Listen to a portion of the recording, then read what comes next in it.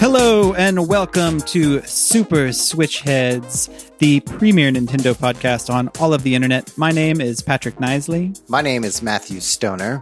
My name is David Howe, and boy, oh boy, we got a very special guest with us on this evening that we're recording. Lindsay Trevino has joined the podcast, Hello, ladies and gentlemen. thank you. So Hello, excited. Lindsay. Yes, it's so nice to meet you. Yeah, everyone here except for Matthew, because I already knew you. That's right. Lindsay, you are here joining us to talk about collecting broadly, and also specifically collecting video game and video game related paraphernalia. And so I'm very excited to talk about that. We've also got some news to talk about. We're discussing, there's not a ton of news, but we found a way to fill it out. There's been some new releases like Steve and Alex from Minecraft and Smash, and Mario Kart Live Home Circuits come out. There's been some other big sort of like big picture video game industry sales information that we want to talk about, some Xbox and related stuff. So we got a lot to talk about, even if it didn't feel like heavy hitting news. I think we got used to Nintendo after being quiet for so long, putting out lots of stuff. Yeah, right? Yeah. It's like we're back into one of those troughs after the big peak. But before we get into all of that, how's everybody doing right now? We doing okay? Not too bad. Pretty good. Yeah. Living. Yep. Having a good week. Voted this past week. Yes. Anybody get some early voting in? Yeah, I did some Absolutely. early voting. Me too. I voted today, and everybody should go out and vote. There were a lot of old white people there, so make sure you go vote to count it out. I barely had any old white people, but you know, it was good. It felt good. Yeah, I was just waiting for the Proud Boys to show up. Where were they? Come on, man! I thought you. There was there was none of Guess they're that. still standing by. Yeah, I voted last week, the first day of early voting, and waited in line for like 2 hours, but felt really good waiting in line. Like, it wasn't like, oh man, I hate this. It's like everyone is here, and I'm so excited that they're here getting it done. Like, that was my feeling throughout the whole process. That's great. Love it. I also just wanted to say up top before I forget, you guys, if you're a avid listener of the podcast, you might know about a movie I've been working on called Call Me Brother that we shot a while ago. We just had a big announcement this past week that we're releasing into some virtual cinemas and some physical cinemas on November 6th. So keep an eye out for that. I'll be sure to drop links around our socials and stuff like that whenever the movie's coming out. But yeah, we're looking at, I think I can break the news here that I think we'll be having a preview screening and maybe a couple additional screenings at the Austin Blue Starlight Drive-In on November 5th, and then a couple dates after that as well. So if you check now, you should be able to buy tickets for that. And then we'll be releasing to VOD eventually. So thanks for letting me hawk my shit at the beginning of the podcast, guys. If you let me hawk your shit more by saying, as an official Switch Headz review of Call Me Brother, it's very funny. It's very good. I would agree. There's something we just got some reviews popping up online too, if you're interested. There's something I always want to talk about that movie, but I can only talk about it with people that have seen it, because I feel like it ruins it when so I don't know why am I saying this? Well, because Patrick on the spoiler watch, man. You're just encouraging people to watch his movie called Call Me Brother. And then make sure if you want to know all the secrets of the movie, make sure you purchase it at several different virtual cinemas and then buy it on Blu-ray. All right, y'all. Does this count as the first ad in Super Switch Headz? Yeah, but we're not getting paid for it. Well, let's move on. Keep things rolling here. We want to shout out some of our listeners and people who commented on our last episode. Our last episode was about our video games worth the cost kind of a thing, and cost versus price analysis. Arsenic Steel 00 on YouTube said there wasn't any uniformity in pricing until the $60 price, and I think that's a good point. We kind of we talked about that a little bit. We kind of danced around it, weren't sure when that happened, but like that's a good point that like there was wildly different prices prior to that sort of standardization. And we kind of talked about that, yeah. The Swerskinator said that they literally bought a Blu-ray while listening to the podcast where David said, "Who the hell buys Blu-rays anymore?" or something like that. Yeah, I have a feeling maybe Lindsay might be one of the people buying Blu-rays as well. I do. Although I recently sold my PS4 to prepare for a PS5 and then realized like, oh, that was my only Blu-ray player. Well, did you get you got the disc version, I imagine? Yeah, of course. Yeah. Just gotta wait a little while. Okay. And over on the Discord, Cena, in response to the episode, says they remember buying Turok for $70 because we were wondering about when that sort of price lock came in. And they also remembered buying Yoshi's Story and being severely disappointed by how short the game was, and because they couldn't buy another game for a few months. And that's, you definitely had to like think about your purchases like that when you don't have a lot of money. Yeah. Not a ton of replay value in Yoshi's Story, I think. And then also our friend DCD mentioned Link's Awakening as sort of a not maybe worth the $60 cost title of recent time. And also we kind of started talking about game rentals on the Discord with like Amir and Cena and some other people. And that was kind of an interesting talk. Right. We didn't really talk about that. Yeah, that's something we didn't even really broach that when it came to like the value of games, but like, yeah, I mean, rentals definitely were a huge part of that we kind of just avoided discussing.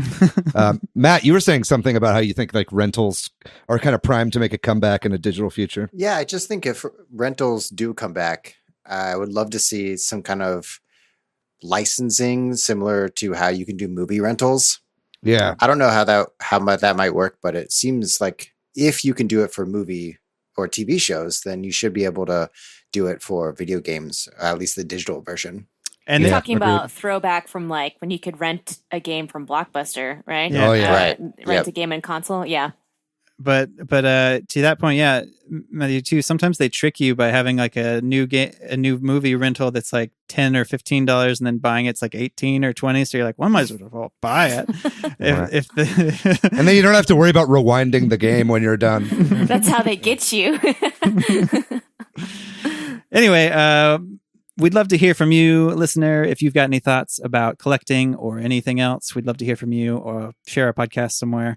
And also, I want to say, as a way to reward our listeners, we've got some giveaways that we're about to do. In honor of doing an episode on collecting, we have a physical copy of Kunai, the game you've probably heard us talk about if you're a longtime listener. And I've also got a physical copy here of Streets of Rage 4, the limited run version, which comes with a CD of the soundtrack and like a card. So those are pretty cool that we're going to give away. And in order to give one away to a listener, and this is US only, because I got to ship these to y'all. so apologies to our international audience. But if you live in the US and you're hearing this right now, pause the episode and shoot us a message and tell us what you would prefer. And then a few days after this episode is out on let's say Saturday, October 24th. If whoever we've heard from by then, we'll do a random drawing. And then the other thing that didn't get given away, we'll give away on like social. So that keep your eyes peeled for that if you don't win the first round. If that makes sense. Like a retweet or some sort of retweet situation down the line for the other game. Did that make sense? Let's recap. Send us a message on Twitter. Anything. I think any direct message. Email us, DM us somewhere, and let us know. Semaphore. Let us know before the 24th of October. All right. That's a lot. Moving on to the news and rumors. Y'all ready for this? Oh, yeah. Let's go, baby. Steve, Alex, Enderman, and who am I missing? Zombie. Zombie came out in Smash version 9.0. It's live. So yeah, did anybody here play around with Minecraft stuff in Smash? I have a little bit. Yeah, me too. Yeah, I actually enjoyed playing with Steve. Sometimes playing with the new characters, I go back and forth. Like, do I like them? But I liked playing with the Minecraft character. The Minecraft character is different and hard, but that fucking side B where you put people in the minecart is really brutal. Yeah. Super OP. Yeah. It's brutal for the people that you're playing against, and it's brutal for you if you fuck up and you don't have enough resources and you're just sitting there like an asshole. I think there's a reason it is a resource hog, because it is. Yeah. It's a hard hit, and then also you can psych people out, and like there's playing against Steve's, because when I switched back to my main Piranha Plant online and coming across Steve's, I just get stuck in that damn minecart so much. Like, is you shield it and then you're in it and then damn it. Okay. Yeah. I think it was like 3 matches in where I'm playing as my main, Palutena, to where I keep on getting defeated by Steve, and then that makes the wins against Steve more satisfying because that fucking minecart. I always get fooled by that. Like an idiot. Yeah. I mean, Steve is really fun to play as. I generally like to play as Enderman just because he looks really fucking creepy. But he's, I mean, this is by far the most complex character in Smash, I think. There's just so much to keep track of. Like, this is not a noob character, right? This is not somebody that you play as when you're like picking up Smash for the first time. No. But I'm continually impressed with Sakurai's team on these new DLC characters. I feel like they keep outdoing themselves with, and it might not be the character I want to play as all the time, but the fact that they basically built Minecraft into Smash, like it feels really like the whole game where you can build blocks and you can destroy stuff and mine and craft, and it just kind of blows me away that it actually works. And I really hope they keep it up. I hope that they don't stop these gimmicks because it's making the DLC really feel like it's worth buying. Yeah, I said this on the Discord, and I said it when I was testing out the Minecraft stuff. I was playing with a friend of mine, Trent, who's bananas on Smash. Some of y'all may have seen him. And it felt like we were playing a Minecraft fighting game, like because it's like, wow, this is so good. Especially because there are like 4 distinct characters. You can have like a 4-player Minecraft fighting game now within Smash. It's totally bonkers. Yeah, and then quickly the other stuff came out along with it, like all the Miis and then I don't know. We can talk about some of those if y'all want. I haven't come across any of those and I haven't bought them, but I got Bomberman. Yeah, that makes sense. I've always wanted Bomberman in Smash, so while I'm disappointed that it's not a full character, it plays great. I like the Mii fighters, so Bomberman's really fun to play as. And I always like to go over the patch notes. Somebody obsessed with Smash Ultimate. It's always nice to see they're doing a great job. They're buffing some of the low and mid tier characters. In this instance, like the Ice Climbers, Bowser Jr. You hear that, David? Bowser Jr. Got some buffs. Yeah. What are the Bowser Jr. Honestly, buffs? I think Bowser Jr. got buffed the most out of anybody. Or at least in terms of number of buffs, maybe not in terms of quantity or quality of them, but just a lot. I mean, they always do these minor little like extend the launch distance slightly, more powerful here, there, that kind of stuff. But I'll need to check that out. I don't play Smash nearly as much as I used to these days because of lockdown. Like Smash Ultimate online to me isn't that fun. I get really frustrated really easily. So like a friend who came and voted with me the other day, we had some like socially distant smashing at my house, and that felt really good. But I'll need to get back in and check out the Bowser Jr. buffs because that really is one of my favorite characters.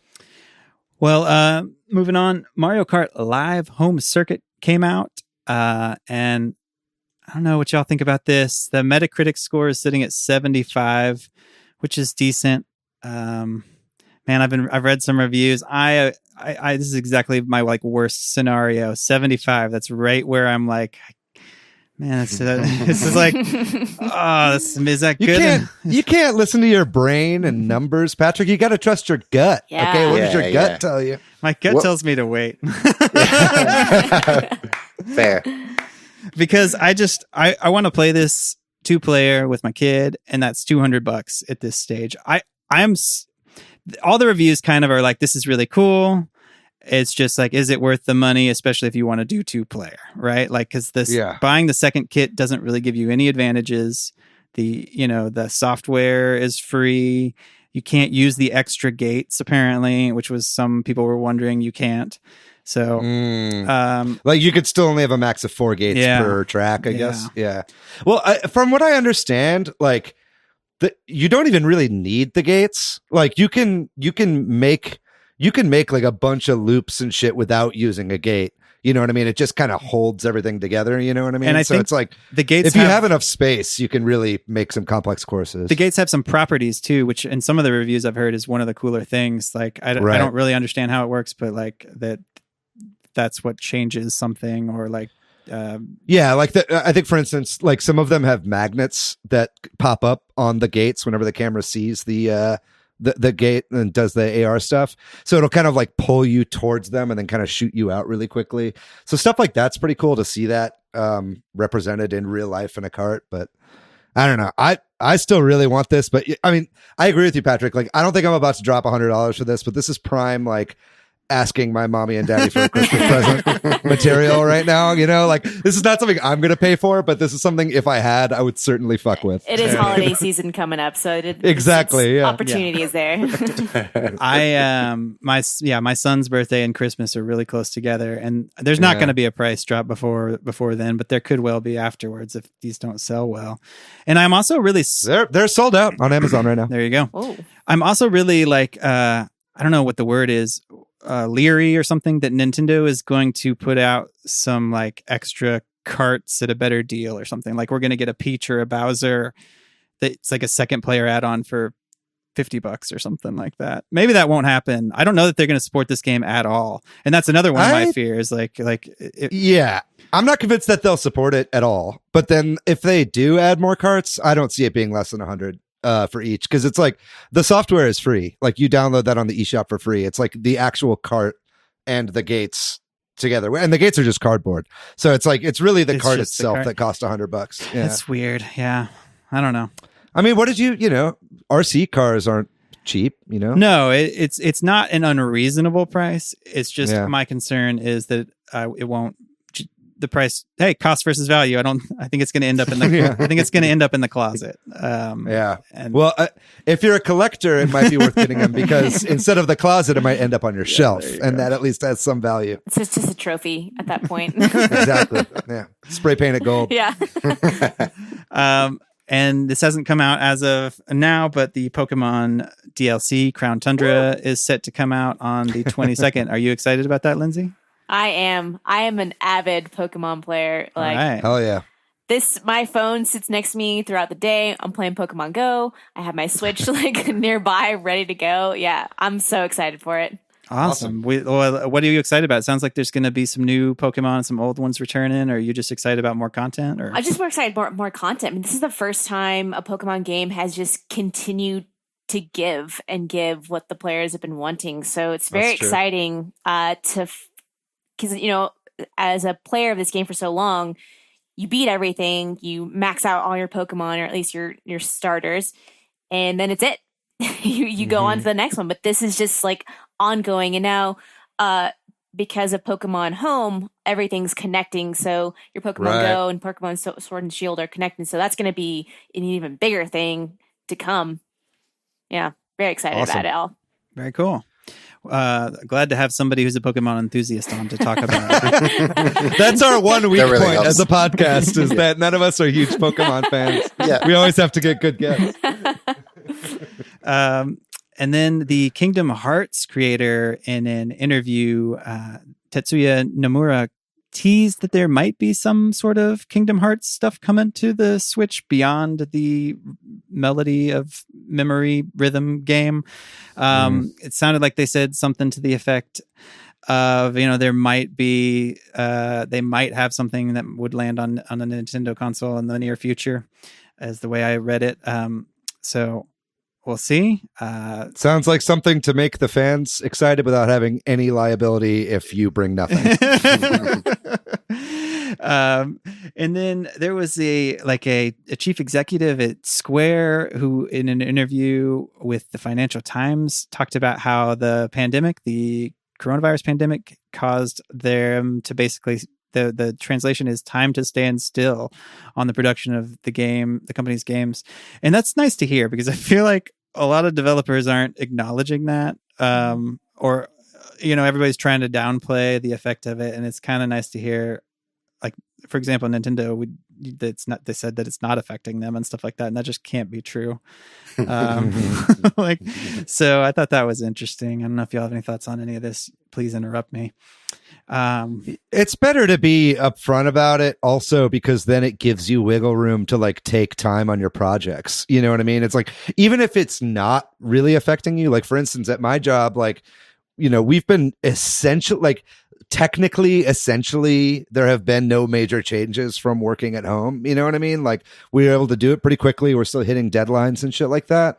But at the same time, like, you know, there's like the mental toll of working at home and not going into the office. You know, there's like, yeah, I feel like people need to take way more mental health days when they work from home because their home is suddenly their workplace, and it's like hard to separate that, you know, stress or frustration that could come out of a job. So it's like, I think acknowledging it is a smart thing to do. It's something that I wish, yeah, like you said, a lot more people would do. And then that can help avoid, you know, crunch, or that can help avoid, you know, these companies who have been able to make the transition, who might have a chip on their shoulder about like, hey, look, we're able to do this and be kind of a leader in this industry. You know, it gives them an opportunity to like humanize their employees and be like, hey, this is hard for everybody. And like, you know, there might be some delays and we don't feel like we have to explain every single one. You know, it's because COVID, right? Like, let's just all accept that we're working a little slower because of COVID, and I think we all deserve a little break. But anyway, I think I'm wearing too much of that on my sleeve right now. But it makes sense though, and I think you use the right term, normalizing it, and just having a level of transparency. Because like, not even from the developer side, but even from the fan base side, like there's a lot of, you know, commentary, like the delays, and if you're just a little bit more transparent what's going on, yes, COVID is happening to everyone. It would just normalize the situation and be like, we get it. We all get it. So there's a good thing to just being open up front about it, especially from larger companies like Square Enix. Yeah. Yeah. We got a new Hyrule Warriors Age of Calamity trailer, and I am a bad Nintendo podcast host because I did not watch it, but because I'm sold on this bad game. Nintendo podcast, bad. Yeah. I'm sold on this game. Like we talked about, I think it showed off Hestu is one of the big things that showed off the large poo man. Yeah, Korok, like that gives you extra slots. I guess maybe they'll be involved as a playable character. Who knows? That'd be cool. That'd be cool if you just throw golden poops at people. I did not watch the trailer, I guess. We are all bad. Is what I should say. Matt, you didn't see it either? No, I'm not going to watch it at all. I'm going to go into Hyrule Warriors clean. No, well, no, if you're listening, no poop on you. If you're listening and you did watch the trailer, be sure to leave in the comments all the stuff and spoil the game for us. We're trying to avoid it. Hey, before we move on, I wanted to go back to Minecraft Steve and talk about some controversy. Oh, okay. That we were having. I'm not editing this back into the beginning, by the way. No, you don't have to. No, okay. Please don't. But there's Steve's winning pose in Smash Brothers. Oh, yeah. Is him I was going to bring that up. Holding meat, because you reminded me, because you know, Nintendo has poo in Breath of the Wild. It's part of the game. But we in Discord we talked about whether Steve holding meat looks like a dick. That's true.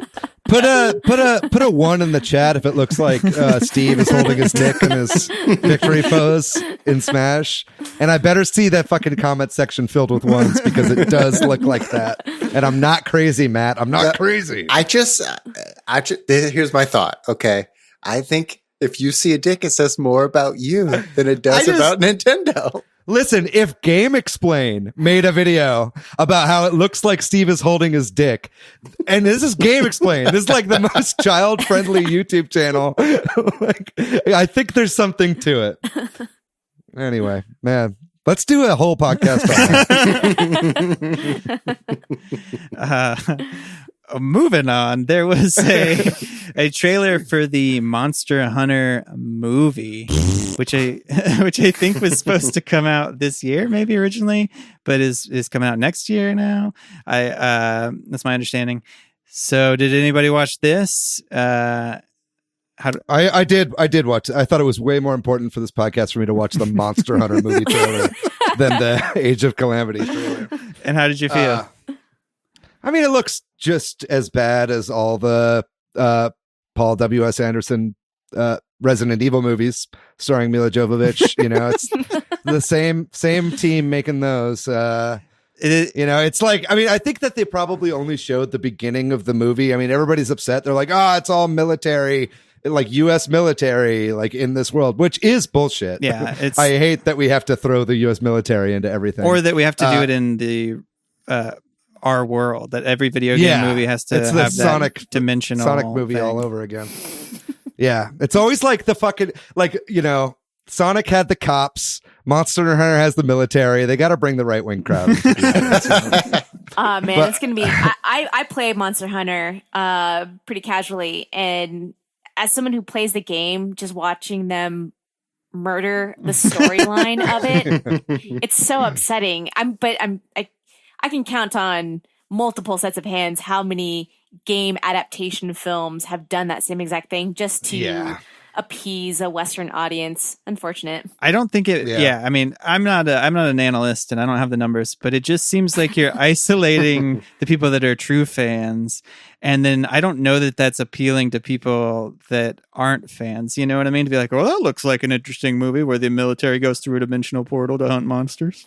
You know what I mean? Like, I just don't. I don't think that like movies. I mean, I think that they know that. Well, I mean, everything is up in the air as far as like the movie industry goes right now. Like, we don't even know if movie theaters are ever going to come back, honestly. Yeah, not just be a niche thing. Yeah. Mm-hmm. Right. But it's like, you know, I think that they know that the movie going audience at large is bigger than whatever niche crowd is a fan of that particular game. So they always try to appeal, and it never works because it doesn't draw in people because they aren't familiar with the IP, and then people that are fans feel alienated, you know, because they aren't being catered to. And so it's never a good call. I mean, I don't really know what the solution is from like a Hollywood executive position. You know, it seems like a hard situation. You would think on paper it would make sense, but I understand that it's difficult. But this isn't the way to do it, man. Come on. Like it's the adage that like you make something that you love, right? Like, and if you know, like whenever you try to make something to market it to people, that does the lack of heart shows, and that's the lack of heart in all these movies shows. And if they just made it to appease the fans, I think that heart might show and might convert people. I don't know. Maybe I'm being an optimist there, but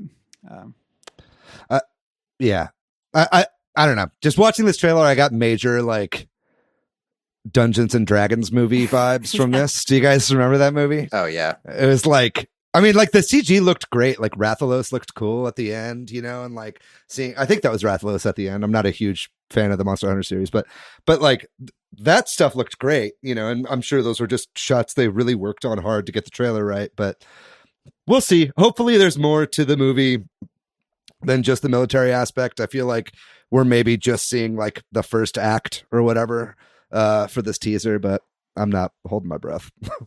I'm not gonna get COVID to go see this in the theater. That's awesome. I love that Tony Jaa's in it. If you don't know Tony Jaa, he's from Ong Bak and The Protector.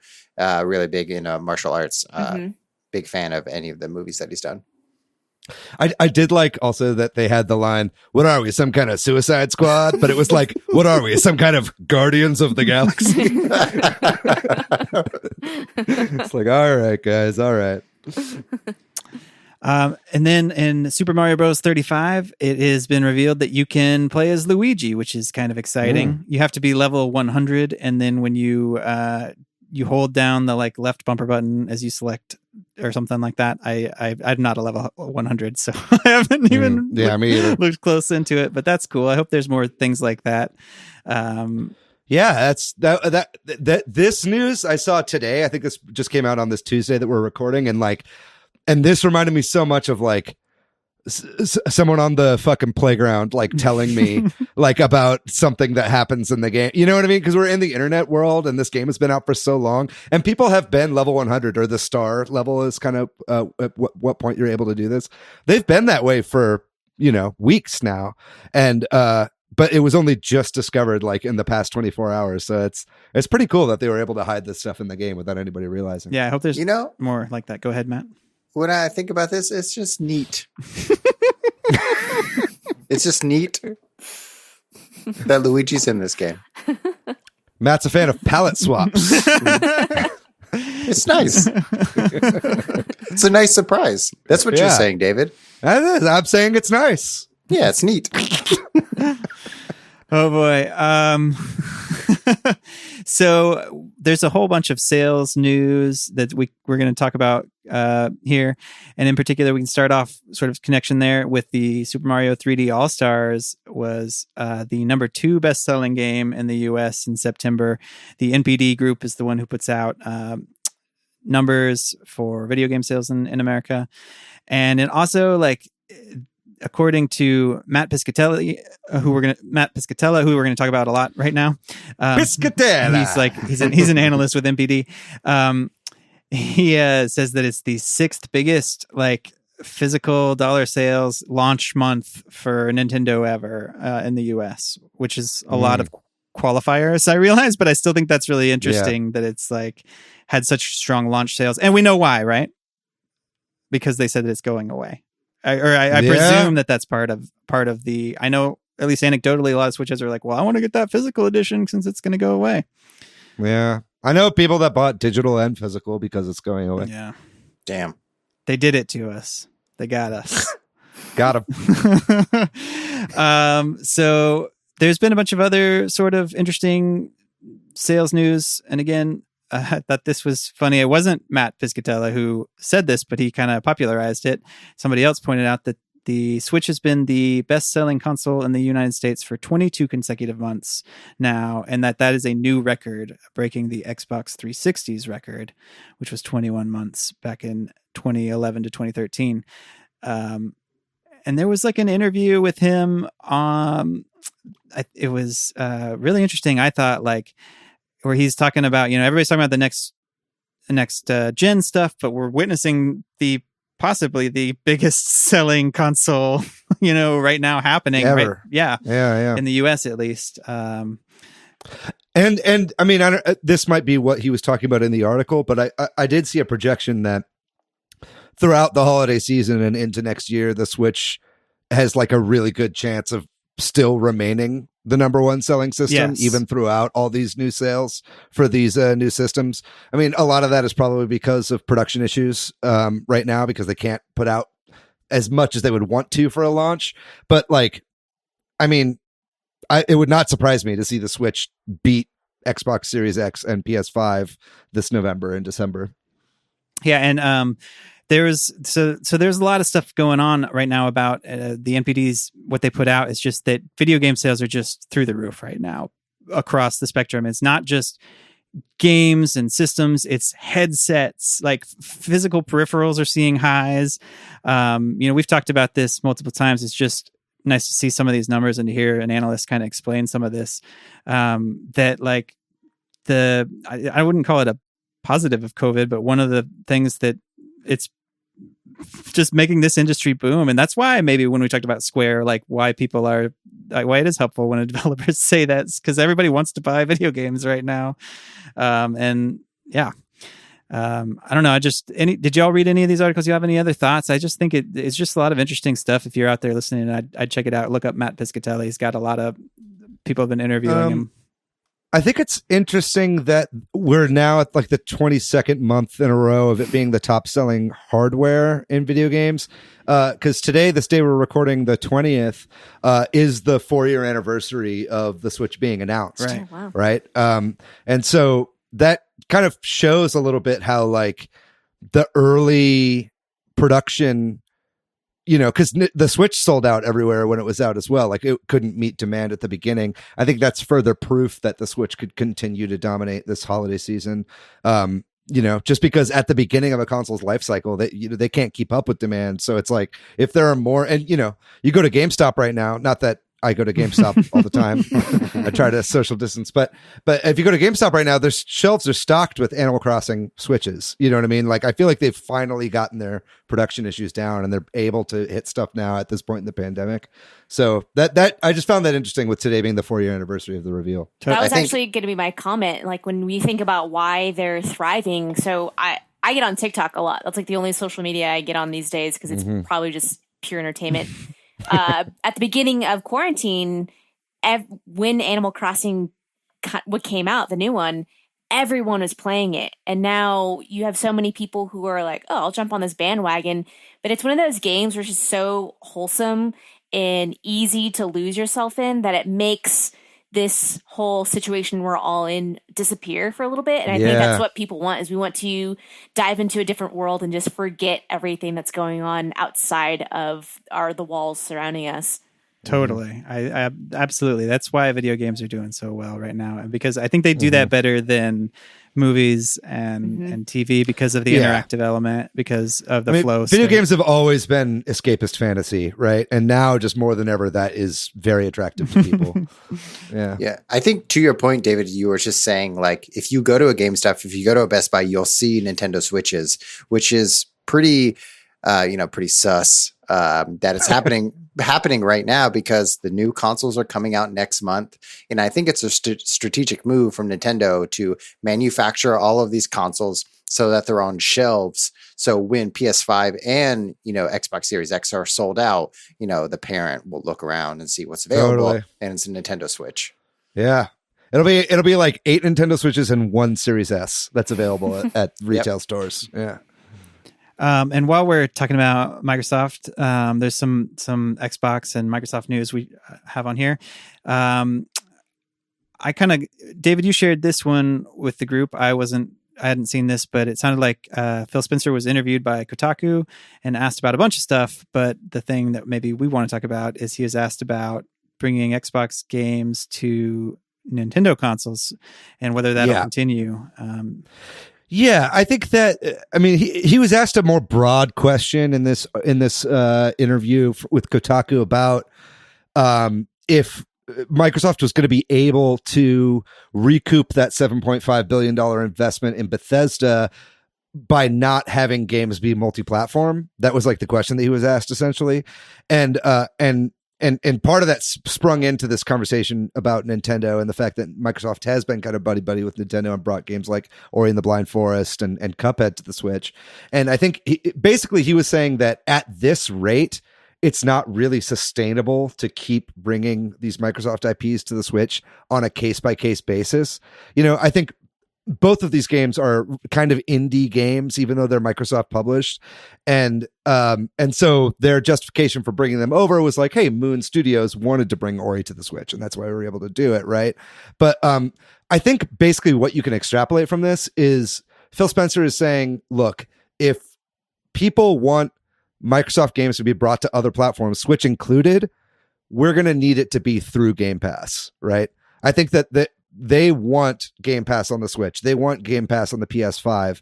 It's basically just kind of being like, hey guys, the ball is in your court. If you're willing to work with us on this distribution platform for our subscription model, then we'd be happy to put this stuff on there. But he's basically trying to temper your expectations a little bit, where it's like, we're not just going to bring every indie game that we publish to Switch, or even the AAA games now that they own Bethesda. Like Doom Eternal, I'm sure they'll continue that.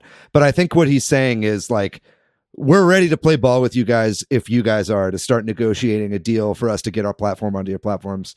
And it wouldn't be surprising to me if that's like how we see, Elder Scrolls 6 or Starfield come to the PS5 is through Game Pass. You know what I mean? Not saying that Sony would necessarily want to do that, but if Sony wants those games on their platform, then they'll have to play by those rules, Anyway, that's kind of my take on it. And if you can't wait to see if that ever happens, the Xbox app apparently has an update now, the one for iOS, where you can now stream your Xbox One and presumably in the future, we'll see, Series games to your phone or your iPad, which is, we know that that's not possible because for xCloud, rather, because of the Apple playing nice with Microsoft there. But at least there's this option for now. Because it's through the browser, I guess. Yeah, I don't know the details of it, but I just know that that's what's happening. And then you were talking about sort of Microsoft making people work with them. I don't know what y'all think about this, but Microsoft and GameStop have announced a multi-year strategic partnership, end quote, there. There was like a big press release earlier this week, and I guess GameStop's going to use Microsoft tablets in their store, Surface tablets, and they're going to have, probably all their email and backend through Office 365 and all that kind of stuff, which isn't terribly exciting. This reminds me. So when I was in high school, I worked at GameStop for Oh, here. okay. Same. Yeah. What up? And I remember when the Zune came out and GameStop sold that thing and they pushed it so hard. This brings me back to that. Like, let's take that exclusivity to Microsoft, because remember the Zune. Like, just remember it. And now forget it. That was fun remembering that for 1 second. One of the more interesting details that came out, and this wasn't initially what came out, but came out later, is that GameStop is going to reportedly get a cut of like digital sales, like all Xbox digital sales, not just ones sold at GameStop. It's like a weird, I don't think this is like That seems like a dumb move. I don't. Am I wrong? I don't know. Like, there must be. This is just something that's been reported on. I don't. There's not an official thing, so it might not be true. But also, like, there might be other considerations here. It just seems like they're working out some sort of thing that, and I don't know why. Yeah, like what GameStop. I think it was. So does this, since Reggie is now on the board at GameStop, does this mean that Reggie is now a Microsoft employee? Probably. Is that how that works? Yes. Yes. That's how it works. He's a contractor. I will say about all this Microsoft and GameStop stuff, I think that this is a cause and effect sort of situation from Microsoft closing all their Microsoft stores, right? Like, didn't they just announce that I think all the Microsoft stores are closed now, right? I think they ceased opening new stores at least. So I think that this is basically a way for them to get some of their hardware, like you were saying, Lindsay, like getting some of their hardware like onto the shelves. But I think mainly this is a partnership that they're trying to kind of, I think they know that GameStop needs partners right now to survive. And so they're basically like, hey, we'll be friends with you right now if you'll eventually scratch our back whenever we're trying to hawk our product when we need a physical retail location. You know what I mean? So that's kind of how I read all this. Like, it's not much at the moment, but eventually I think they want to turn this into something that's going to be beneficial for both of them rather than just a charity thing. Yeah. That's a good take. And then last bit of news we're going to cover is that there has been more physical My Nintendo rewards. And this is a nice segue into our collecting topic.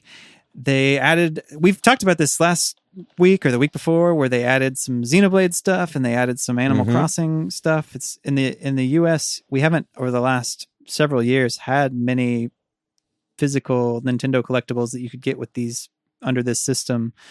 Not since the Club Nintendo days. But My Nintendo is starting to have some stuff. There's a lanyard you can get. You know what? You know what that lanyard is? It's neat.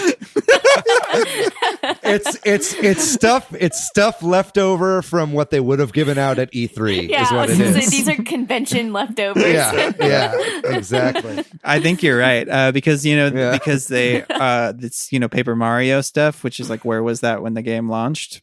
Probably a good. Probably, you're absolutely right. But it's cool to see still, and you can get platinum points to get these things for just the cost of shipping. Anybody nab anything? I did, because my kid is obsessed with crafting. I got the Paper Mario origami set, and since I was going to get that, and I had a bunch of platinum points, I picked up a few things. Might as well, because you pay one shipping cost. So I got one of the Animal Crossing bags and something else, maybe the Xenoblade stickers. Did you in regards to the Animal Crossing bags, did you go for the Dodo Airlines? Oh, you know it, Dodo Airlines. Yeah, yeah. That does look pretty good. I didn't have quite enough platinum points to get 2 items. I did get the poster set before they went out. I think they're out of stock now, but so I've got the Mario 35th anniversary poster set. And I wanted to get more, but I didn't want to like grind Fire Emblem Heroes in order to get enough platinum points to buy more. So I called it at the poster set, but we'll see how it looks. Very nice. Well, I think that that leads us quite nicely into our main topic. So we'll take a real quick break. And when we come back, we're going to talk all about collecting.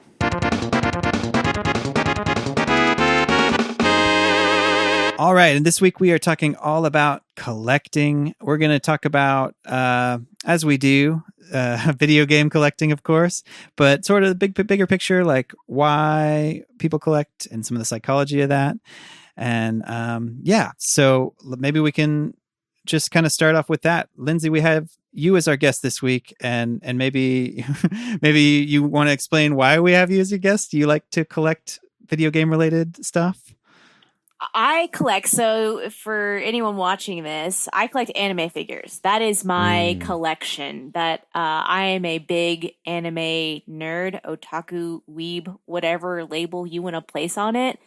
I've been collecting for several years. The collection, what I've collected has evolved, but so far it's stuck, and this is what is most important to me in my life as far as like the things that I'm interested in. That's awesome. Why I do it. It's just like, it makes me happy. As like cliche and cringe as that sounds, like I love spinning around in my chair and just admiring everything that I have back there. Just like, it's so cool. It's just so cool. There's got to be some like specific brain chemical that is tied to seeing a full collection. I'm not a psychologist or anything like that, so I couldn't tell you exactly what that is. But it's like there is that kind of like, I think to me, it seems like there's like the rush of purchasing something for a collection, which is like, you know, I would say like I'm kind of addicted to collecting like digital games, right? Yeah. Like on Steam, I have a huge Steam library of games I'm never going to play just because I like to see how long my list is. But then it's also like the rush of purchasing, right? And being like, hell yeah, I'm going to add this to my thing. But then I think the other one is whatever. Yeah, like you were saying, like the part of the brain that loves patterns and order, right? It's like seeing a shelf like chock full to the rim of shit that you've been collecting forever. Like it's just satisfying, right? It's hard to put your finger on. I used to. I still do. I say that I'm a completionist. Like in everything that I do, the games that I play, the things that I collect, I have to have a complete set. It's just like symmetry for me is important. Like if so up on these walls, I have other artwork that I've collected from anime conventions I've been to, and everything's perfectly lined up. So it's part of that, like you're saying, that mental pattern. Like it has to be complete. You have to have the set. It has to be done. And I think it's also kind of like rewarding and fulfilling when you see something done. It's a weird sense of productiveness, I guess. Like I was productive and completed this set. Yeah, I did it.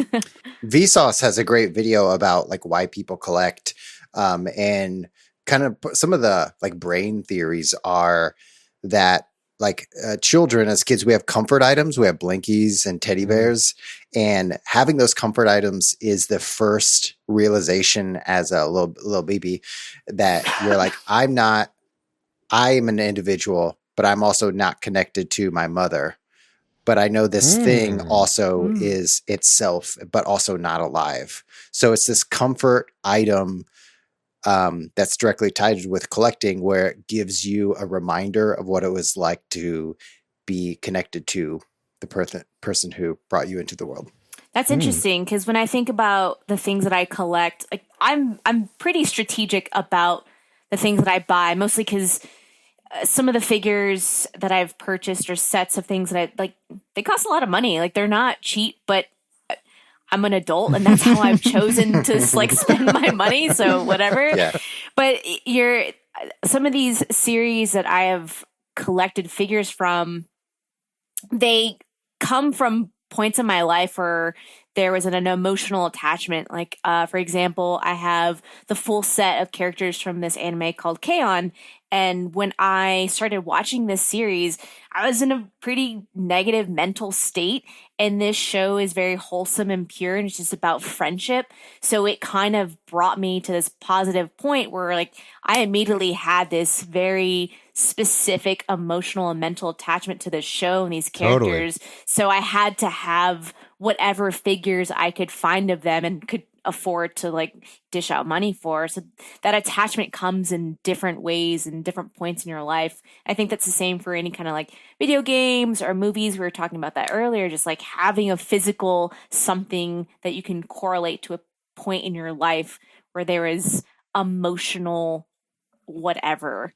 That's a great point. And that's probably super subconscious, right? Like, like obviously we're talking about it at the forefront now. We're like identifying it, but I think there's a lot to that, right? Where it's like stuff from your childhood when you were like in development, and that's why, you see so many people collecting video games and retro video games specifically. It's like, hey, yeah, when I was a kid, I could only afford to get, X number of games a year from my parents or whatever. But now that I've got a big boy job or a big person job or whatever, it's like, I can get them all, it's like I could eat ice cream before dinner if I want, like, and I do.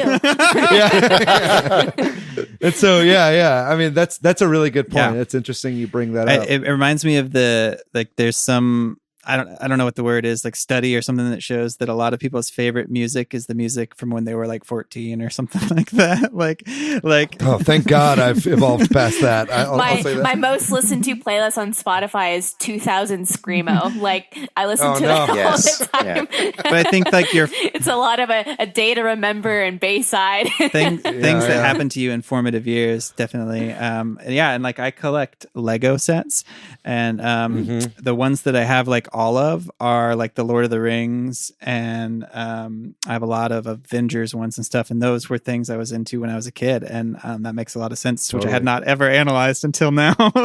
That's interesting, because I also have a few Lego sets, and those were some of the first like toys that I was given where like it really mentally stimulates you as a kid. Like the first time you complete a Lego set, you're just like, I want to do this more. So I collect like the architecture series, and so I have a bunch of those places. But I also am a fan of traveling and learning about new cultures. So it's kind of just a connection to different cultures and being like, I'm going to visit this place someday, but I'm going to build it for now. That's probably that also probably explains, people who collect like model trains and shit like that too, like train sets early on, like that's something that's really stimulating for children. And then it's also something that you can enjoy well into adulthood as you get into like the simulation of little towns or whatever, right? It's not a toy, it's a building, It's a model. Yeah, exactly. It's an action figure, Mom. That's so funny. I have a 10-year-old nephew, and when he was younger, the first time my sister and him visited from California, that's where she lives right now, I was only starting to build my current collection, and I used to have a bunch of like those kid robot series, like the Moneys and Dunnies, and was really into blind boxes, just like the excitement of like, am I gonna get the next one in the set, or am I gonna get a double?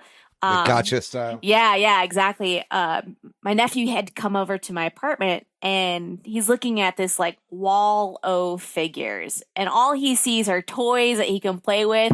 And I was like, no, you don't play with these toys. You just look at them and you just admire them. Yeah. There's that great SNL sketch about Star Wars fans that collect all the old figures. It's like, these are not toys. Yeah. I have another big brain question for the group here. While we're getting into all the big brain psychology stuff behind this, is do you think that collecting is a distinctly human feature? I would argue that it is not, and I would mainly point to squirrels and other rodents. And because I mean, like obviously squirrels like collecting nuts for the winter has a more practical application, right? And say like a beaver collecting sticks for a dam, has like a practical application more than anime figures. No offense. Although if you do build a home with your anime figures, I will be very impressed. I'll let you know one day.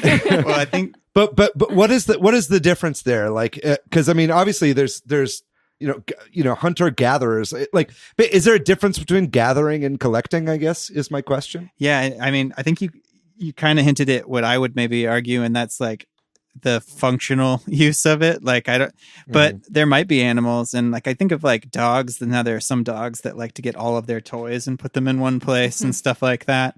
Where we as humans have come to maybe associate feelings with things in ways that other, you know what I mean, because of our consciousness and that kind of thing, and these emotional things in our language and all of that kind of stuff. And I'm getting way beyond my expertise here, but Yeah, none of us are psychologists. But I think for animals though, that's instinct, and right. I think it's different because we don't.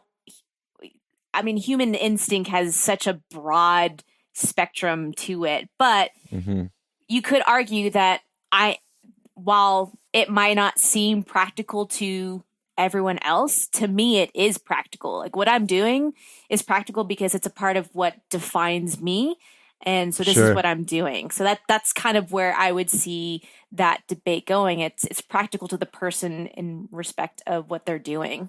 Right. Yeah. It's kind of like hunting, right? Like hunting oftentimes is not, you're not hunting to like for sustenance, eat the thing necessarily. You know, sometimes you just hunt to hunt and have the wall on, or the head on your wall or whatever. You know, not that I'm saying that's a good thing, but you know, it's like, you know, most other animals eat for sustenance, but some don't. I mean, cats love to just kill shit. Dolphins. And, like you said, dogs like to put the toys in a corner. You know, my cat, you know, if my cat could just go outside whenever he wanted, he would definitely have a collection of dead birds. You know? Yeah, another animal that just like steals stuff. Thinking about like magpies, they steal everything. Like there's a list of stuff that they've stolen because things are mostly shiny, but you know, magpies also steal cigarettes. Me too. Yeah. When I'm craving. You're a magpie.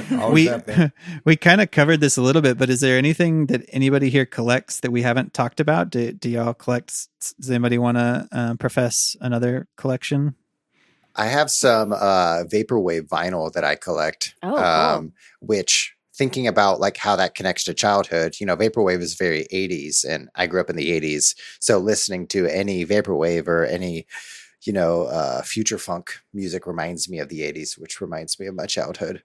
There you go. But there are multiple artists that I listen to, like Skylar Spence or Saint Pepsi or Young Bay, where I'm similar to Lindsay, what you're saying of like, Young Bay has like 6 albums and I got fucking all of them. Yeah. Yeah, it feels good to be a completionist in that way. It's like I have vinyl, like, you know, I don't buy CDs anymore or tapes or anything like that, but I will buy vinyl because, like, if I'm going to purchase music in any way in a world where everything's just streaming and you can access it all on YouTube, if you're going to buy it, you might as well get it on vinyl with the big album art, you know what I mean? And like something that's actually you can tangibly hold on to. But it's like, but even then, it's like, I know people that like collect vinyl, you know, and I'm not that way. Because I couldn't really afford it if I wanted to get into that habit. But it's like, but for specific artists, yeah, like, you know, I have all the Beatles records. You know, I've got all the Elliott Smith records on vinyl. I've got all the Radiohead. Like, those are my favorite bands. So it's like, if I didn't have one of the records of those artists, it would feel wrong, right? And it's and it's so funny. It's like, it doesn't fucking matter. Like, how often do I put on Amnesiac on my record player, or versus, you know, putting in a pair of Bluetooth headphones and listening to it on my phone? You know, it's like, you know, it's just like the feeling. It just feels good to collect things. It's a very first world thing, maybe. But, I mean, to that point, like thinking about why we're doing this episode on a Nintendo podcast is we should probably talk about games. Yeah, it's just to, like, you know, normalize the experience and to say that, you know, collecting things does add an emotional value, which provides stability, which creates some sense of happiness, and I think that's a good part of like why we're talking about it now. It's just like, it's a fun thing to do and it makes you feel good, and feeling good is pretty neat. It's so rewarding. I think I kind of not so in the nerd spectrum or game spectrum. I mean, I collect magnets anytime I visit someplace, just as like, I've been here, you know, like some people have like a map of the US and they put pins where they visited. Like, I collect magnets. Those are just practical. Like, it's a showcasing of your life experience in some sort of way, however you express it. I think it's great. Although some people would probably say collecting borderlines on hoarding, but totally. That's a whole other conversation. Yeah, that's actually, if I'd maybe like to go down that path for just a second, because it's like that's something that stopped me from collecting in the past. It's like, because I think I have a hoarder mentality, and it's like, especially when it comes to like data, right? Like I don't ever like to delete anything, right? It's like I like any old hard drives for old laptops I have, like they're all like stored in a closet somewhere, because for some reason I'm just like, well, I might need that in the future. You know what I mean? And it's like, but where exactly is that line drawn? Because I know I'm a hoarder, I feel like I actively don't collect as much, because I'm like fighting against that like instinct to hoard, right? And it's like, but at times I'm like, is it worth it to have a fucking storage unit to put all the shit I don't need? You know, like, because it's, I mean, I guess that's kind of specific to each person. It's hard to say really, but it's like, I don't know. Maybe I'm wearing this shit on my sleeve really hard on this episode. I'm a licensed therapist, so anything that I'm going to say is definitely true? No, that's fucking not true at all. I'm not a therapist.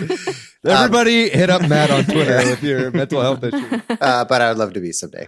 Yeah. I just think like any collecting is fine, but when it veers into the lane where it's interfering in your life or interfering in your relationships, that's a problem. If you're collecting a lot of things and it's a fire hazard, that's a problem. Yeah. Or if you're not eating because you're spending your money on whatever. Right. Is there anything? So I guess health is the difference, right? Yeah, personal health, relationships, all that. If your priority one in life is to have the next best thing, and it's not the people in your life, and that's when it's a problem. But I mean, David, to your point of like having those hard drives, I also do that. But I think hoarding physical items, like if you watch Hoarders, the show, and it's like trash, I'm just like, yes, that is a definition of like they have let themselves go. But if you have a couple hard drives, a few terabytes of just stuff, it's in this nice compact little box, like no one knows. Only you do. Yeah. and all the listeners of our podcast. Just accept it that you have all those things. But it's really normal, especially for digital content, because like once it's gone, it's gone. Like, right. And I think there is value too I think this is also part of the value of collecting, is like, like whenever I go back to my parents' house and my parents are like, hey, can we throw this shit away? Like my instinct is to be like, nah, because I'm not using that stuff on the reg every day. But like whenever I do go home and I go through and look through all this stuff, it's like a really nice trip down memory lane. You know what I mean? And it's like, and when you have a collection of stuff, like you remember the point in your life that you acquired that specific thing. You know what I mean? Like, you've got the collection as a whole, as a unit, but then individually, each part of a collection is like a snapshot of a time in your life when you were compelled to make that purchase or acquire that thing or whatever.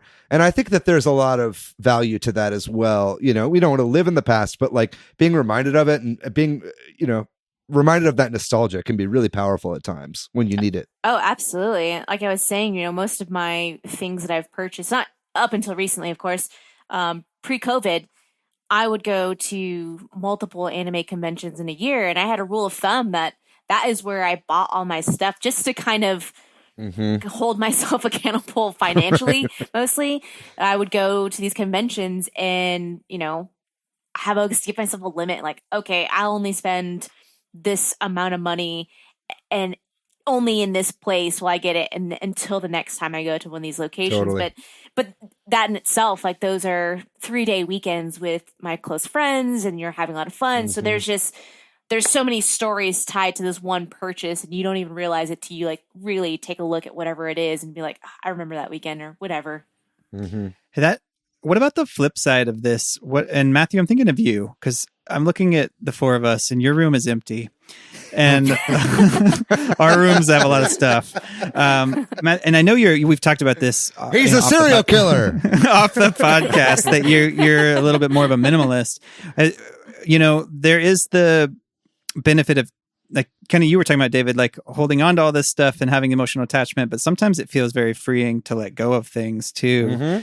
And I know, like, for me, I had a lot of old toys and a lot of old retro video games that when I got married, I sold and got rid of. And I don't, there are times where you might think, oh, I might regret that, but I wasn't using them. They were just in a closet and that kind of stuff. So I don't know. Have any of y'all gotten rid of anything, or Matthew, do you have sort of a more minimalist approach to things? I think that just kind of the decisions that I've made in life, I've moved, I lived in 3 different states and have moved, every 2 or 3 years in that time frame. I've moved like 7 times in Phoenix, and in Austin, I've been here 8 years and probably moved like 5 or 6 times. Same. So just the fact that I was moving around a lot. That's when you get rid of all your books, especially. Yeah. I got rid of all my books. Fuck moving books, man. Yeah. They're the worst.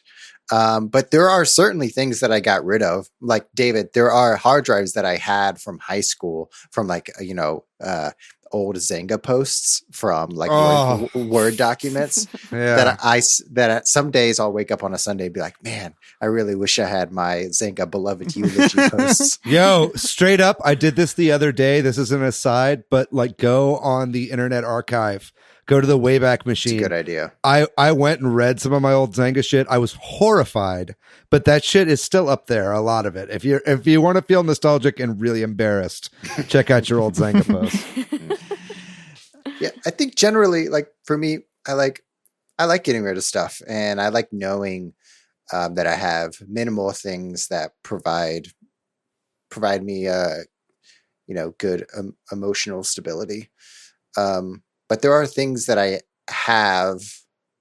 I'm trying to think of things that I have, but I don't need.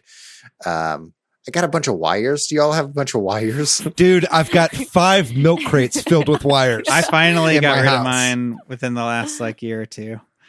I have like 500 USB micros. Oh yeah. Me too. All tangled up. They're all tangled up in a fucking rat's nest. And yeah, anyway, sorry. I've got like power adapters for things that I don't even own anymore, but I don't know. Maybe I'll need it someday. So it's just going to stay in that box.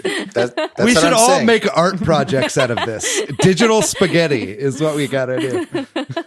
Well, also, unless there's anything else y'all want to talk about, maybe we can direct the conversation a little bit more now to video game collecting specifically. I wanted to say this earlier when we were talking about why you collect things, and this is true for me for like Lego sets, but it's also true even more so for video games, is like, especially David, you're talking about buying things that maybe you haven't played yet. There's that excitement of like, I have this future enjoyment to look forward to. Mm-hmm. And I know that for video games, like you can build this backlog to the point where it's unsustainable or like you're never going to get to it all. But I know that like I'm like, well, I have a lot of money right now, and what if I don't later, and then I can't buy games. Right.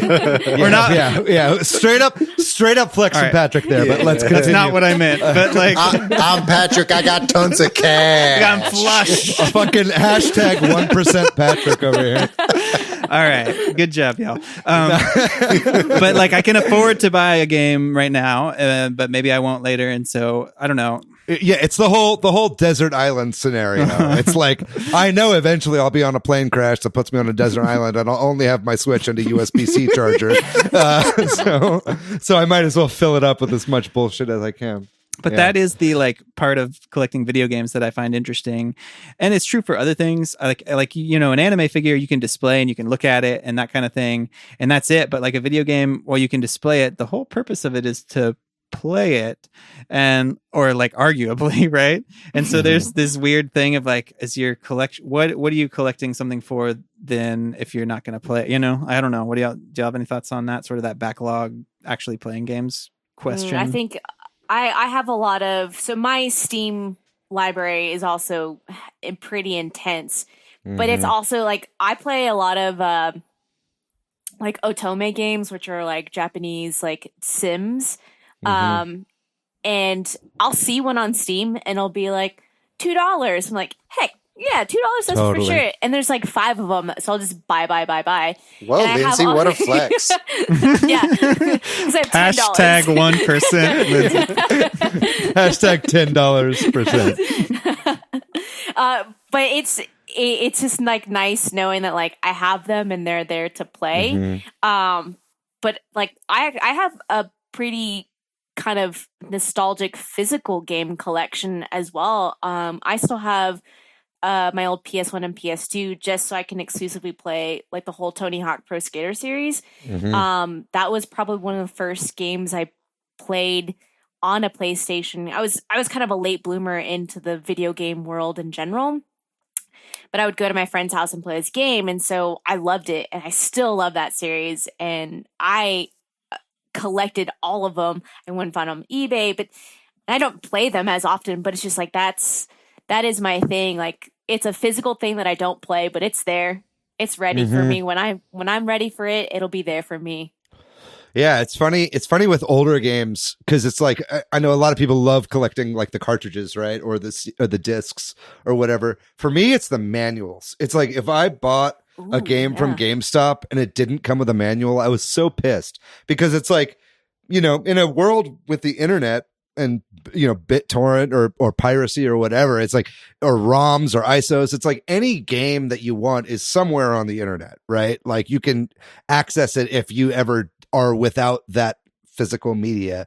But it's like the old manuals, which they don't make manuals anymore like they used to for games. Like those are like, I've got a thing over here. It's the Lunar Silver Star Story PlayStation like box that right now is just filled with PS1 manuals, you know, and that's what I love. I love like flipping through it and feeling like it, you know, is back in the early 90s. Like I'll take those over the actual games any day because I can just emulate those if I want to.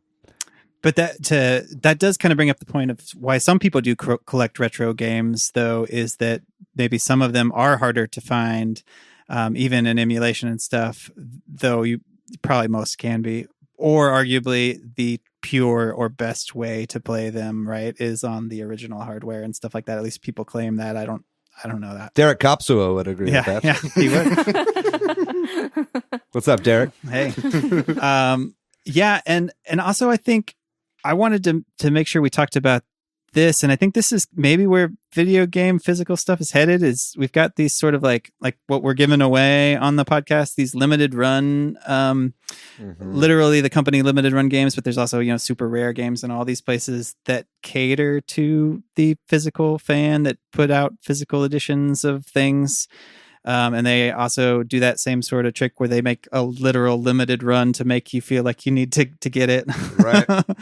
But do y'all think that video games are kind of headed that way? Like that it's going to be like vinyl or something where it's physically not as common and that's, you know, people have. Yes. Yeah. Yeah, definitely. Yeah. Absolutely. Yeah. I was looking for a game. I recently started watching Avatar, The Last Airbender, and then watched Legend of Korra. New fan, loved it so much.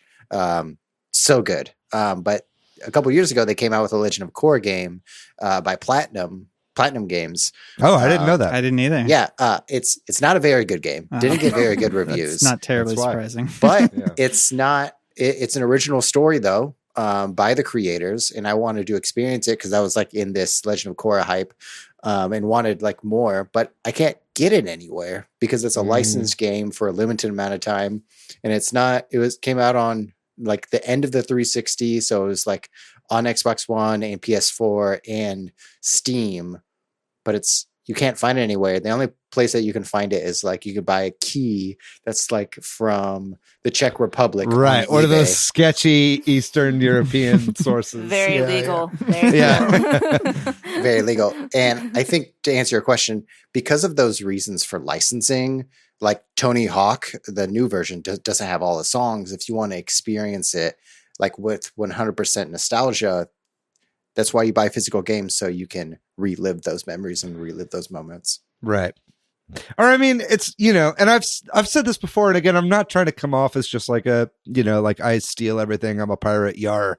But it's like that's kind of like what I view the internet as far as this stuff is like company, you know, like you're saying, Matt, like licenses expire. You know what I mean? And shit won't be available. And then if it is, you might have to pay, you know, hundreds of dollars or $1,000 for one of these old things. And not to the company, but to some random person that to some fucking guy who's been hoarding it himself, right? And so it's like that's why like this stuff is, I think, very important to keep some sort of like legacy of all this stuff stored in a digital way. It makes it takes some of the pressure off of like, oh, I don't have to spend $1,000 to get like every single GameCube game. Although that's, I don't know. I'm actually kind of talking against the point of this whole episode. But I think it's the other side, right? Yeah, it's no, like, there's no like if you know this about yourself and you know that like you're susceptible to like, I have to have everything. Like sometimes it's okay to like just have a piece of it or like, you know, have whatever and be content to not destroy your bank account to have every single thing in a collection. Yeah, I don't think the point of this episode is to argue that somebody should or shouldn't collect things. I think it's to know yourself and maybe like kind of explore the topic a little bit. I don't think there's Once a right again, or wrong. I'm a licensed therapist, so let me know. Hit me up on. We're getting into it this episode, man. Well, we've talked for a while. We should close it down. Is there anything we didn't talk about with regarding to collecting, or anything you want to add? Or Amiibo? Anybody here collect Amiibo? Dude, love the thrill of the hunt. Mm-mm. I don't collect them. I have 10 or so. Yeah, Lindsay, I was going to ask you because I know you like the figurines. It definitely seems like if there was anything Nintendo related that you collected, it might be this. But what has kept you away from Amiibo? I have my niche of what I like to collect. I have the only video game figures that I have are Final Fantasy characters because that was my first RPG series ever, and I have as we've talked about, a big emotional attachment to that. I don't know. I've just never been an Amiibo person. I've seen people's collections. Like I'm trying to think. There's a couple YouTubers who they've like done their whole office in the walls. The way they display them, they're so cool. But it's not for me. It's not my thing. That's pretty much just it. It's just you have your niche. You collect what you collect. I know Jeremy, who was on the show last week, has a pretty massive Amiibo collection. Although I think even he's dropped off some of the more recent ones. Yeah, and you can see it, I think, in our selfie behind him. Yeah. Check us out on Instagram. Nice plug, Patrick. I think it's also because a lot of people collect those Funko Pops, the like big head ones, and for me, when I collect something, while they're from specific series, it's also the visual appeal to them, like. How good do they look? Are they mass produced? Like I have this weird thing against like mass produced things. So all the figures that I have, they're like limited runs. So there's that exclusivity behind them. So that's probably another reason. It's just like I don't give into mass produced stuff. Although I don't know, are Amiibos, do they have like rare Amiibos that you can't find? There are some, but the ones that are rare are mostly spray painted. Like you could tell they're like gold versions of the other ones, and it's like, all right, I'll just spray paint my own. I was maybe like, you can do that yourself. Exactly. I think I don't know. I mean, there's a lot of stuff we didn't talk about, like Pokemon cards. Absolutely. When you want to talk about gaming and collecting, it's like I personally, I had a lot of Pokemon cards, but that's because I love to play the game. Same. Like back in the day, I'd go to the kids' toy store or whatever and do the Pokemon card tournaments and shit. But then I would get frustrated when I would talk to my friends who just collected them because they wanted all of them and didn't play the game. And I was like, I don't understand that. It didn't really make sense to me. But then obviously now that I'm like older and I've, been around collectors and have collected things of my own, it makes more sense to me. But that's kind of another kind of element we didn't even really talk about. Yeah, I'm surprised we didn't talk about Pokemon because it's the whole slogan. Yeah. Gotta collect them all, yeah. Yeah. That's and when I think about it too, you mentioned in-game collecting, Pokemon the games. I played like the Mega Man Battle Network series, so you can collect the characters in there. Final Fantasy VII had its own card game built into the game. So as you go throughout the campaign, you collect cards to play against other people. It's just like a side feature of that game. Or Final Fantasy VIII, sorry. Yeah. And 9 as well. Had them too. Exactly. Yeah. So that was just, a feature of it that contributed to the collecting mentality, which is really fun. And going back to Valve, who I think is responsible for I think Valve is single-handedly responsible for people wanting to collect digital games because of their Steam sales. But it's like, on top of that, they also introduced trading cards into the storefront of Steam. You know what I mean? Like, and people trade these digital cards with each other, sometimes for real-world value and stuff like that. And then obviously I think that achievements as well within games is another form of collecting. People who want to platinum games on the PlayStation store, or people with their gamer score on Xbox, like that's very much kind of a collecting. It's feeding into that collecting mentality that we all kind of have.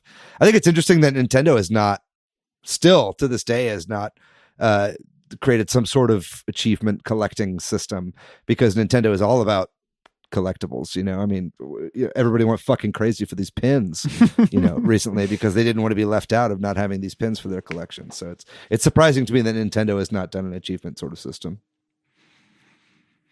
Cool. Well, I think we'll leave it there then, if no one's got anything else. Great talk on collecting. Thank you, Lindsay. We're gonna take a real quick break then, and we'll come back and talk about the video games that we've been playing recently.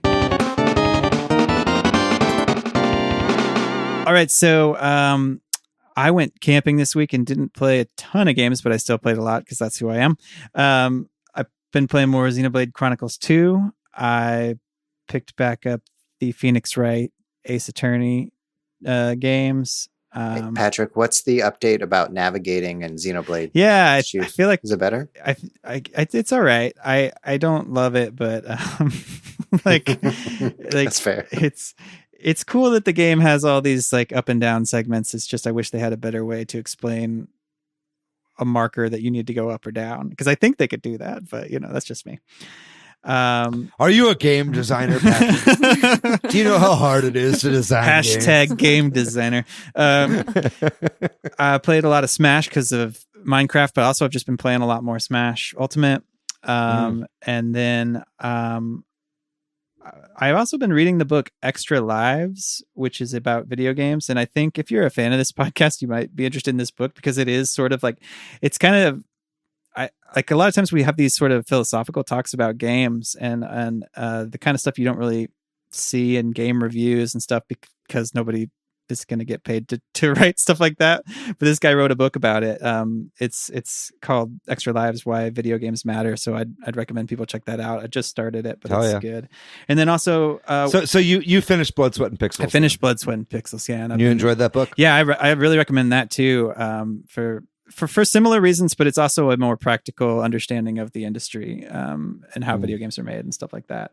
This is more like philosophical kind of stuff we talk about when we're like, why does a boss battle feel important and stuff like that? You know what I mean? That nebulous shit that our listeners just hate, but we do anyway. and also we played some Killer Queen Black with one of our listeners, Andrew Musel, and David. That's right. You and me and Sasha played with him. And Sasha played. Yeah, we had a great time playing that game. Yeah. It was really, so it was like Killer Queen Black Knight, and then it was like, it was you, me, Sasha, and Andrew on a 4-person team. And then you guys quit. And then we were like, all right, we're done. But then Jeremy and Robert joined. Oh, nice. After you guys were done. So we were able to do another 4-person team after that and played a lot of online. And man, that game is so fun. When you're playing on voice chat and you're actually doing some strategizing, that game is super fun. It's a tricky one for us to set up, because 4 people is kind of perfect. And you don't want to, like, you get 5 people and you're like, well, we have to do a custom match with 4 bots now or whatever. But like, but it's 4 or 8. Yeah, 4 or 8. You know what I mean? Because then you can do the local, or not local, but the rooms. Yeah. Anyway, that's what I've been playing. David, you want to? Yeah, I'll go next. I haven't been playing too much. While we're talking about books, I don't know if I mentioned this, but I did watch the Console Wars documentary, the CBS All Access documentary, which was pretty great. I mean, I think the book is a lot better. They had more time to talk about all this stuff. But if you're interested in learning about video game history, that's pretty good. I would recommend that. But other than that, I haven't been playing too many like new games. Sasha and I did do the Pikmin 3 demo in co-op and really loved it. I think that I think Sasha was like a little hesitant to start it. I think she's just kind of hesitant to start new games in general. But then by the time we were done, she wanted to play way more than I did, even at that point. And so it was like, definitely it's something that's hooked us. And I think that we'll probably be playing a lot more of whenever that game eventually comes out. I'm looking forward to jumping into the co-op. It really makes the game feel different when you're playing with somebody else than when you're just playing one player. So I would recommend that. Other than that, I did try Genshin Impact for the PS4. I didn't make it that far into the game, although I do like it. I think it's a good game.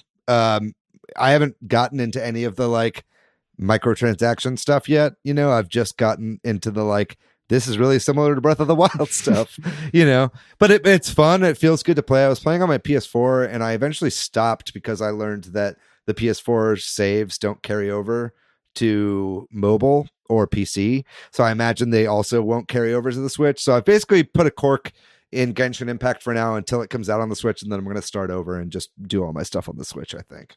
But then, yeah, other than that, just played a lot of the normal stuff. I'm playing a lot of Super Mario Bros. 35. And then I do just want to give, I've shouted this game out on the podcast before. It's not for the Switch, but on PC, I've been playing Noita. And that game was in early access for about the past year or so. And the game has now reached 1.0. It's the official release of Noita. And if you're into roguelikes, which I know, Matt, I know you've been playing a little bit of roguelikes. Spoiler alert. If you're into roguelikes and platforming games, I really recommend Noita. That game is fucking brilliant. It plays so well. I'm a big Spelunky fan, and it's like Spelunky dialed up to 11 with this beautiful pixel art style where there's all these interactions with every single individual pixel has its own physics and everything, and it all works together. Fantastic game that I really recommend. And now that it's in release, it's really worth checking out. Was Noita the game that we saw during Tokyo Game Show? Like part of the sizzle reel or something? I don't think so. Okay. No. Maybe it was just a link that you sent in the Discord and I looked at it. Maybe. I probably just was playing it around the time of the Tokyo Game Show and conflated the two, but yeah, it's an awesome game. That sounds great. Yeah, as David alluded to, I've been playing Hades, which is great. I've almost never played any roguelites or roguelites, and having a great time. The voice acting is very, very good. Very good, yeah. I'm very surprised of just how great the game plays in handheld and docked. I was deciding whether I should play it, buy it on Switch or PC. Decided on Switch so I can play it on the go. The graphics are definitely a lot better in PC, but the game in handheld looks really good, I think. You know what I mean? Because it's like everything's kind of compressed more on the screen. Yeah. It's just such a good game and super easy to pick up and put down. And I love exploration of Greek mythology, any mythology in general. I really enjoy. So having a really great time with it. You been playing anything else? Also, I stayed up really late on Friday night playing Phasmophobia, the ghost catching game. Oh, I've seen people on Twitch play that. Would recommend. My partner left for the weekend, so I had the house to myself, and I turned off all the lights, hopped on Phasmophobia with 3 other friends, stayed up till 2 a.m., and went to bed with the lights on. Yeah, it's great. Would recommend. Lindsay, what have you been playing? To be honest, I haven't been playing much. I'm going to school right now, or back in school. For me, it's just whatever's accessible. So I've been playing a lot of Pokemon Go. I do a lot of raids with people in the area since Pokemon Go started doing remote raids at the beginning of quarantine so that people participate, which is great. It's a great feature and they're going to keep it long term. Other than that, I have a Otome game that I've been playing called Collar Malice. It's got like 5 different storylines. So I'm about halfway through just trying to complete the game, to collect all of the male characters. Just 31-year-old lady things playing Japanese dating sims. Yeah, we did a visual novel episode a little bit ago, and it was the same kind of sentiment. Yeah. Yeah, that's pretty much it for me. Okay, cool. Awesome. Well, I think that is our show then. Thanks, Lindsay. Thanks so much for coming on the show and talking to us. Thanks for having me. Yeah, it was fun. And bless. Thanks to Corduroy for doing our music. Hey, listeners, if you're out there, shoot us a message if you're listening to this on time and let us know if you are interested in this giveaway for either a physical copy of Kunai or Streets of Rage 4. Both from our friends at the Arcade Crew. Yeah, that's right. And if you're looking for me, Patrick, online, you can find me most places as PDYX. You can find me on Twitter. It's the only social media that I'll have ever. Therapist. He's purging, folks. I'm purging. I'm getting rid. It doesn't bring me joy. KonMari, all that shit. I'm on Twitter. Matthew, MATHYOU. That's funny because I recently started doing Twitter again, and I'm like, man, this shit is toxic. Anyway, you can find me online pretty much everywhere on the internet at Monolith Fiji. And what about you, Lindsay? Where can people find you? I am off the grid. Wow. I watched The Social Dilemma and I took myself off. Yeah. We'll see you in a few months. No, I'm just kidding. I watched that too, and it was funny because I was like fighting the urge to like scroll on my phone while I was watching it. It was pretty interesting. Is that the same urge of like when you're watching Super Size Me and you're like, man, chicken nuggets. I want some McDonald's. Yeah, totally, dude. Yep. Man, I want some McDonald's right now, y'all. That's the second ad in the Super Switch Headz episode. You know McDonald's relies on us to garner sales for their product. Oh yeah. Well, oh yeah, that's where I start talking. Yeah. Sorry, I'm a little drunk. Ladies and gentlemen, well, that's going to do it for our show. If you'd like to find our show on social media, we're on all the stuff that Matt doesn't want to be on. We are on Instagram and Facebook at Super Switch Headz. We are on Twitter at Switch Headz. No super. You can join our Discord as well. We'll have a link to that in the description. That's always popping off. And we have a Facebook group as well. Both of those kind of act as chat rooms or message boards for our podcast. And we have lots of listeners. That's where we'll get ideas for podcasts and stuff like that. And if we see you talking on there about the show, we'll definitely shout you out during the episode. Ladies and gentlemen, thank you so much for listening to this episode on collecting. It was a pleasure to have you on, Lindsay, and I can't wait until whenever this podcast is over, you're going to give us a full tour of your anime figure collection. Can't wait to see it. We will be back next week with a very special episode on politics in games. The election's coming up, and we thought it'd be a great time. We'll be speaking with some of the developers of a local game that's all about politics here in Austin. So make sure you tune into that. It's going to be a fun one. Other than that, ladies and gentlemen, we love you so much. We'll see you guys next week. Keep wearing that mask, keep washing those hands, and make sure you go out and vote. It's a very important election. And if you're overseas, just watch as our country burns. We love you very much. We'll see you next week. Bye-bye.